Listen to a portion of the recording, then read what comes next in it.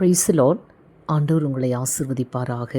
கடந்த மாதம் முழுவதும் மாத்திரமல்ல, இந்த ஆண்டு துவக்கத்திலிருந்து இந்த 4ஆம் மாதம் காணும் வரைக்கும் கர்த்தருடைய கரம் நம்மேல் இருந்ததற்காக, நம்மை வழிநடத்தினதற்காக ஆண்டவருக்கு நன்றி செலுத்துகிறேன். இந்த புதிய மாதத்தில் பிரவேசிக்கிற நம்மை கூட தேவன் ஒரு குறைவும் இல்லாமல் ஆசீர்வதிக்கப் போகிறார். பிலிப்பியர் எழுதின புஸ்தகம் 4ஆம் அதிகாரம் 19வது வசனத்தை பார்க்கும் பொழுது வேதம் சொல்லுகிறது, அவருடைய ஐசுவத்தின்படி நம்முடைய குறைவுகள் எல்லாம் கிறிஸ்து இயேசுவுக்குள் நிறைவாக்குவார் என்று சொல்லி.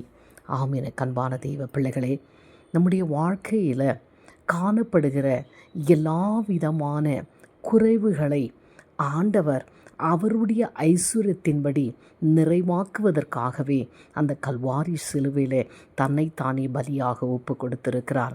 நீங்கள் பயப்பட வேண்டாம், அஞ்ச வேண்டாம். ஏன் என் வாழ்க்கையில் இப்படிப்பட்ட குறைவுகள் என்று சொல்லி யோசிக்க வேண்டாம்.